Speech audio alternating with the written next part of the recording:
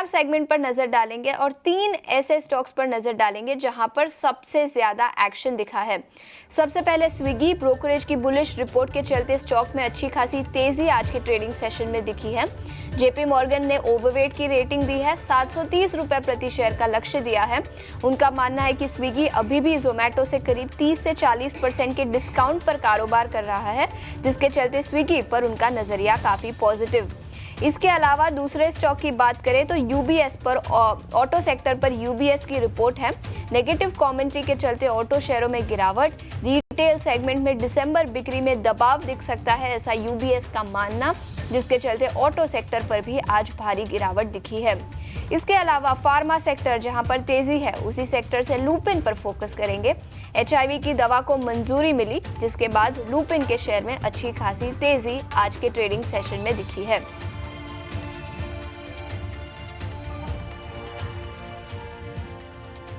बिल्कुल, तो ये 3 स्टॉक्स मिड कैप सेगमेंट से जहां पर अच्छा खासा एक्शन आज के ट्रेडिंग सेशन में दिखा। सेगमेंट में खबरों के दम पर कहां पर एक्शन दिखा है, ये बताने के लिए अब हमारे साथ रविंदर जुड़ चुके हैं। रविंदर, बताएं। जी आशीषा, तो खबरों वाली शेयर्स की बात करेंगे, लेकिन सबसे पहले हम देख लेते हैं निफ्टी मिड कैप इंडेक्स की, जहाँ पर निफ्टी मिड कैप इंडेक्स में हमें जो है 0.4% की गिरावट देखने को मिल रही है। और ये लगातार तीसरा सेशन है मिड कैप इंडेक्स में गिरावट का। मिड कैप इंडेक्स के जो 70% से ज़्यादा स्टॉक्स जो अपने लाल निशान पर ट्रेड कर रहे हैं। हालांकि हमें डे स्लो से जो है थोड़ी रिकवरी देखने को 700 से 800 पॉइंट की रिकवरी देखने को मिल रही है, लेकिन अभी भी मिड कैप इंडेक्स जो है लाल निशान पर ट्रेड कर रहा है। अब बात करें खबरों वाली शेयर्स की, तो खबरों वाली शेयर्स में जो हमारा पहला शेयर्स है वो जेएसडब्ल्यू इंफ्रास्ट्रक्चर, जहां पर कंपनी ने जो है एक एम्बिशियस टारगेट सेट किया है इंडिया का लीडिंग इंटीग्रेटेड पोर्ट और लॉजिस्टिक प्लेयर बनने के लिए, जिसमें उनका कहना है कि जो कंपनी का जो एम है कार्गो हैंडलिंग कैपेसिटी वो एक्सपांड करना 400 MTPA बाय FY30, और जो एस्टिमेटेड कैपेक्स है वो 30,000 करोड़ का होएगा FY25 से 30 के बीच में। कंपनी का कहना है कि जो थर्ड पार्टी कार्गो जो है उसमें इंक्रीज हुआ है, जो FY19 में 5% था वो H1 FY25 में 48% पर देखने को मिला। अगला जो स्टॉक है नज़ारा टेक्नोलॉजीज़, जहाँ पर नॉर्डविंग गेमिंग जो कि सब्सिडरी है नज़ारा टेक्नोलॉजीज़ की, उन्होंने जो है AFK गेमिंग को एक्वायर किया है, और जो कॉस्ट है इस एक्विजिशन का वो 7.6 करोड़ का है। हालांकि इन दोनों ही स्टॉक्स में हमें जो मार्केट में जो गिरावट देखने को मिल रही है, उसके कारण इन दोनों ही स्टॉक्स में हमें गिरावट देखने को मिल रही है।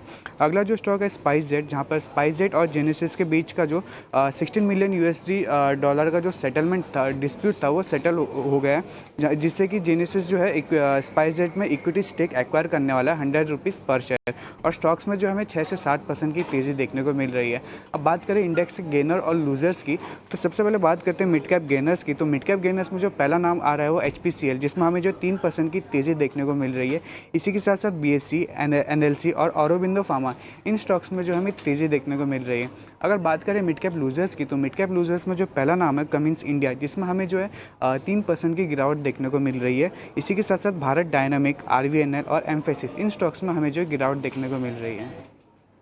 सारे स्टॉक्स और सेक्टर्स जहां पर एक्शन है, और मिड कैप बजर्स की भी हमने बात की। 2024 के बाद 2025 में मिड कैप और स्मॉल कैप शेयरों में तेजी बरकरार रहेगी या नहीं, और नए साल में मिड कैप और स्मॉल कैप को लेकर ब्रोकरेज की क्या राय है, ये बताने के लिए अब हमारे साथ गौरव जुड़ चुके हैं। गौरव, बताएं क्या डिटेल्स है और 2025 ब्रॉडर मार्केट्स के लिए कैसा रह सकता है? जी हाँ, तो बात करते हैं 2024 की। हमने देखा था कि स्मॉल कैप और मिड कैप में जो रैली थी वो वैसे ही कंटिन्यू रही थी। 2023 से ये जो रैली है वो हम लोग देख रहे थे स्मॉल और मिड कैप्स में, और इस साल की अगर बात करें तो इस साल में भी कहीं पे ये जो आउट परफॉर्मेंस है वो बरकरार रहा है, अगर हम बात करें लार्ज कैप के साथ उसको कंपेयर करें तो। और इसी के ऊपर एक काफ़ी अच्छा रिपोर्ट जो है वो जेफरीज की तरफ से हमें देखने को मिल रहा है। उनका मानना है कि अगर हम बात करें ओवरऑल जो रैली हुई है स्मॉल कैप और मिड कैप में, इसके चलते हुए कहीं पे अभी जो EPS में ग्रोथ है उसके भी एक्सपेक्टेशन मार्केट के बढ़ते जा रहे हैं स्मॉल कैप और मिड कैप्स में। इसी के ऊपर उनका एक अच्छा रिपोर्ट आया है। उन्होंने अगर नंबर्स की बात करें तो कहीं पे उनका मानना यह है कि अब तक अगर बात करें 2024 में, तो स्मॉल कैप और मिड कैप्स में कहीं पे 24% प्रीमियम हमें देखने को मिला है उनके अगर 5 साल के एवरेज के रिटर्न से हम कंपेयर करें तो। जबकि निफ्टी अगर बात करें कहीं पे, तो वहाँ पे सिर्फ 6% का जो प्रीमियम है वो देखने को मिला था। इसी के ऊपर उनका मानना यह है कि आगे जाके अगर हम बात करें स्मॉल कैप और मिड कैप सेगमेंट की, तो वहाँ पे जो EPS ग्रोथ है वो 20% की रह सकती है।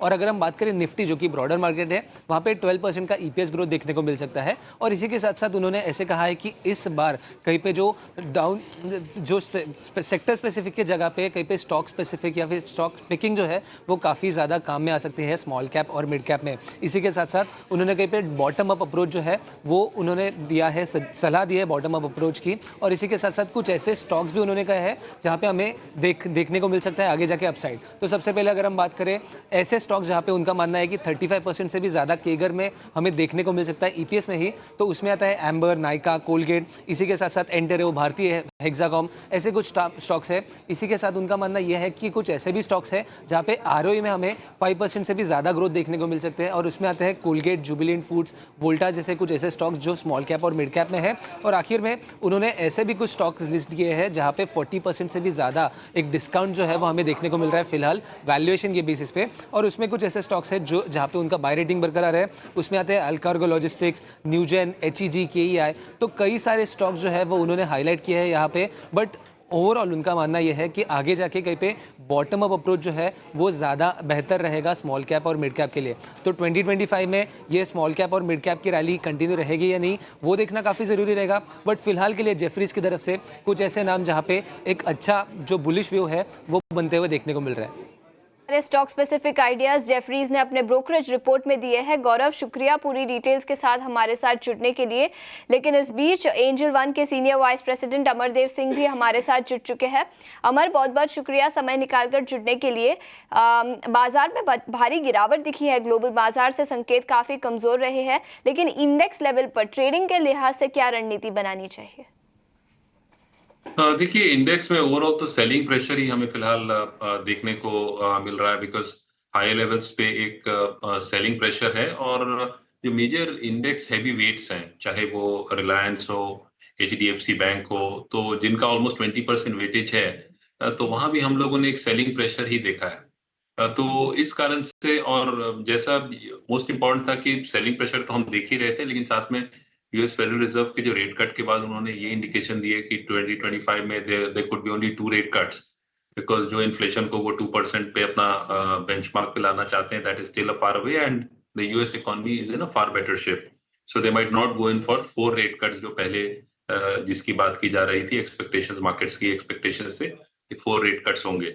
इसका मतलब ये हुआ कि रेट कट्स जो होंगे वो 2, अभी तो उन्होंने कहा कि 2 होंगे, 2 हो सकते हैं। और उसका ये इम्पैक्ट रहा कि जो यूएस डॉलर जो है वो स्ट्रेंथन किया अगेंस्ट मेजर करेंसीज, और सारे मार्केट्स में, ग्लोबल मार्केट्स में भी एक सेलिंग देखने को मिली। उसका असर हमारे मार्केट्स पे भी देखने को मिला। और टेक्निकली यदि मैं देखूं तो टेक्निकली जो है वो कहीं ना कहीं हायर लेवल्स पे, मैंने पहले भी काफी चैनल्स पे कहा है कि जो हायर लेवल्स पे जो है वो सेलिंग प्रेशर है, बिकॉज जो मार्केट का स्ट्रक्चर है from an intermediate term perspective वो नेगेटिव है। लॉन्ग टर्म पर्सपेक्टिव तो मैं बोलूंगा कभी भी पॉजिटिव है, but intermediate term perspective negative है। और कुछ जो टेक्निकल इंडिकेटर्स हैं, दे आर वेरी बेरिश। तो इससे जब भी ऐसा होता है तो व्हाट यू सी इज कि मार्केट यदि बाउंस बैक करता भी है, जो अभी रिसेंटली हम लोगों ने देखा 23,200 प्लस से निफ्टी में एक रैली देखी और अच्छी रैली दिखी, लेकिन हायर लेवल्स पे 24,700 800 लेवल्स पे वहां सेलिंग प्रेशर आ गई, और वहां से रफली अराउंड फिर 800 900 पॉइंट्स के हम लोगों ने 800 पॉइंट्स प्लस की हम लोगों ने करेक्शन देखी। तो जब भी ये इंटरमीडिएट टर्म ट्रेंड में ऐसी वीकनेस रहती है, ट्रेंड ये जो इंडिकेटर्स है काफी नेगेटिव रहते हैं, तो उसका इफेक्ट हमें देखने को मिल रहा है। साथ में जो पॉजिटिव ट्रिगर्स का जो अभाव है मार्केट में आज के दिन, फॉर एग्जांपल पॉजिटिव ट्रिगर्स भी नहीं है वैसे, तो वो भी that also is not supporting. And apart from that जो एक्सपेक्टेशंस है कि डोनाल्ड ट्रंप आते हैं तो क्या रहेगा, वो भी कहीं ना कहीं मार्केट्स जो है वो फैक्टर इन करने की कोशिश कर रहे हैं। तो ये सब कुछ कारण है जो मार्केट्स को प्ले कर। और ऐसे भी ये ईयर एंड आ रहा है, तो अब क्रिसमस सीजन भी आएगा, तो कहीं ना कहीं जो प्रॉफिट बुकिंग भी आती है वो भी हमें देखने को मिल रही है। लेकिन अमर, आपसे नजरिया लेना चाहूंगी ऑयल मार्केटिंग कंपनीज का। HPCL, BPCL, IOCL सभी स्टॉक्स में बाजार में गिरावट है, उसके बावजूद करीब 2 से 3% की तेजी है। क्या राय होगी इन OMCs पर?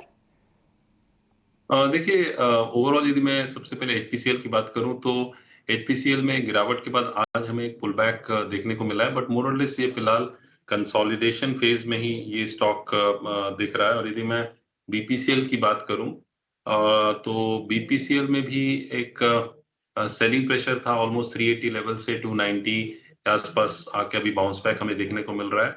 आज एक अच्छी रिकवरी इन सब में हो रही है 2% से 3% के बीच में, बट ये कितना सस्टेन करता है that is something that needs to be seen. और दूसरी बात ये है कि यदि मैं बीपीसीएल की बात करूं तो हायर लेवल्स पे 305 310 वो काफी स्ट्रॉन्ग रेजिस्टेंस जोन रहेगा। तो यदि कुछ लोग बाय भी करते हैं तो 35 310 is a level where it could meet with resistance, तो वहां वो एग्जिट कर सकते हैं।